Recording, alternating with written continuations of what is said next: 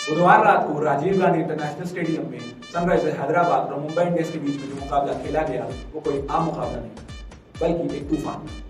जी हाँ, पहले बल्लेबाजी करने उतरी सनराइजर्स हैदराबाद के बल्लेबाज ट्रेविस हेड ने बेहतरीन बल्लेबाजी करते हुए 24 गेंदों में 62 रन की पारी की, जिसमें 9 चौके और 3 छक्के शामिल थे। इसके बाद उनके युवा बल्लेबाज अभिषेक शर्मा ने ताबड़तोड़ बल्लेबाजी करते हुए मात्र 16 गेंदों में 8 शतक लगाए, जो कि सनराइजर्स हैदराबाद के इतिहास का सबसे तेज अंशतक है।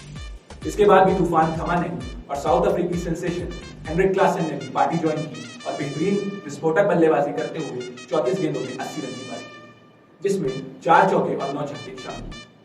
इसके चलते सनराइजर्स हैदराबाद ने आईपीएल इतिहास का सबसे बड़ा स्कोर खड़ा कर दिया। उन्होंने आरसीबी के 11 साल पुराने रिकॉर्ड जो कि 263 रन था उसको तोड़ते हुए 3 विकेट पर 277 रन बनाए। इसके जवाब में मुंबई इंडियंस की ओर से तिलक वर्मा जिन्होंने 34 गेंदों पर 64 रन बनाए और टिम डेविड जिन्होंने 22 गेंदों पर 42 रन बनाए, उसकी मदद से 246 रन की बनाई और सनराइजर्स हैदराबाद को 31 रनों से जीत। तो आइए हमारे साथ हैं नीलांश रस्तोगी जो कि मैच से जुड़े कुछ सवालों के जवाब देंगे। तो नीलांश जी, आपको क्या लगता है इतना बड़ा स्कोर बनने का क्या कारण हो सकता है? सबसे पहले मैं आपको और आपकी दर्शकों को धन्यवाद बोलना चाहूँगा, मुझे ये सौभाग्य देने की मैं यहाँ पे बोल रहा हूँ। हाँ, तो आपने बिल्कुल सही कहा, ये बिल्कुल एक हाईलाइट्स की तरह हमें लगा और हमारे दर्शकों को लगा कि पूरा हम हाईलाइट्स देख रहे हैं। इस तरीके से लंबे चौके छक्के मारे जा रहे थे जैसे रनिंग का कोई नामो निशान ही नहीं था। और जैसा हमें पिच रिपोर्ट जैसे आपने बताया कि क्यों कारण थे, क्या कारण थे, तो इसका पहला सबसे बड़ा कारण मुझे लगता है कि जब पिच रिपोर्ट आई थी तो उसमें ब्रायन लारा जी ने सीधे सीधे बोला था कि ये जो पिच है वो बैटिंग लाइनअप को ज़्यादा आपको सपोर्ट करेगी बॉलिंग की तुलना में, और बॉलिंग भी वहाँ वो कामयाब होगी जो सीधे हार्ड लेंथ में मारेगी। जो बॉलर हार्ड लेंथ का यूज़ करेंगे, जहाँ पे बॉलर टप्पा खाएगा तो वहाँ पे बॉलर्स को ज़्यादा मुफीद होगा बॉलर्स के लिए बॉलिंग करना बाकी बॉलर्स की तुलना में, बाकी पिचर्स की तुलना में, जहाँ पे आराम से वो विकेट ले पा रहे हैं।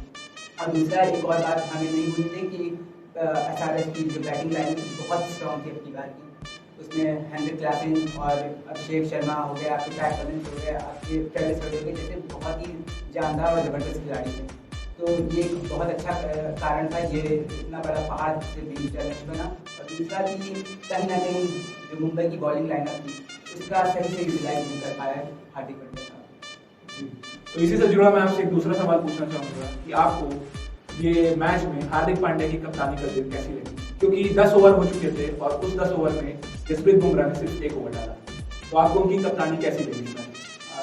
बहुत ही सही सवाल है। जैसे मैंने पहले कहा कि बॉलिंग लाइनअप का बहुत अच्छा यूटिलाइज नहीं कर पाया हार्दिक, जैसी एक बहुत ही ज़बरदस्त बॉलिंग लाइनअप उनके पास थी, जिसमें जिराड वॉटसी और जसप्रीत बुमराह जैसे अच्छे खासे बॉलर शामिल थे जिन्होंने वर्ल्ड कप में अपना जौहर दिखाया। तो मेरा कहना था कि जो शुरुआत के 10 ओवर थे उसमें आपने सिर्फ बुमराह को 1 ओवर दिया, आप उसे थोड़े 1-2 और ओवर दे देते तो कहीं ना कहीं जो बैट्समैन थे वहीं पे कुछ विकटें लग जाती, शुरुआत के 2-3 विकटें लग जाती, तो कहीं ना कहीं जो बाकी जो बैट्समैन आ रहे थे हेनरिक क्लासन हो गया या बाकी दूसरे, तो उन्हें कहीं ना कहीं डिमोटिवेट होते और कहीं ना कहीं रन बहुत ही धीमा पड़ सकता था। और बाकी आपने स्पिनर्स का यूज़ करवाया, उसके बाद हमने देखा कि ड्यू सेटल हो गई थी, आपने कभी स्पिनर्स का यूज़ करा और ब्रायन लारा की रिपोर्ट में पूछी गई जब ड्यू सेटल हो गए तब आप स्पिनर्स का यूज़ कराएंगे तो बहुत ही नाकामयाब साबित होगा। तो मेरा एक और सवाल ये है कि इस सीजन हमने हार्दिक पांड्या की बॉलर को तो देखा है, बट हार्दिक पांड्या की बैटर जो डिस्ट्रॉयर थे, जो कि ताबड़तोड़ बल्लेबाजी करते थे, वो कुछ पिछले मैच में भी और इस मैच में भी मिसिंग है। आपको हार्दिक पांड्या की बल्लेबाजी कैसी लगी? जहां सारे बल्लेबाज 150 180 के ऊपर के स्ट्राइक रेट से खेल रहे थे, वहां हार्दिक पांड्या जो कि कप्तान है इतनी बड़ी फ्रेंचाइजी के, उन्होंने 20 गेंदों पर मात्र 24 रन बनाए, जबकि इतना बड़ा टोटल चेस कर रहे हैं। आप उनकी बल्लेबाजी के बारे में क्या कहना चाहिए? जैसे बाकी जनता देख रही है और मैं भी देख रहा हूँ, तो हम सब के लिए हार्दिक पांड्या की बल्लेबाजी बहुत ही निराशाजनक है।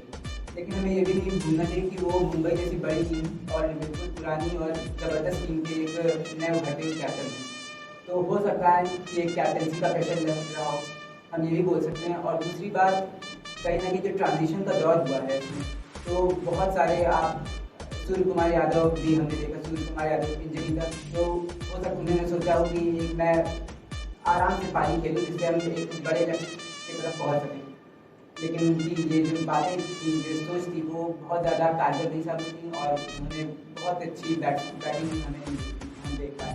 और जो हमने जो फिनिशिंग का रोल हमने देखा है बहुत पहले, उनसे जब उन्होंने बहुत बार अकेले सिंगल हैंडेड की दूसरी टीम से वो दूसरी टीम के जगह से अचीव निकाल के ले आए थे, वो भी हम नहीं देख पाए।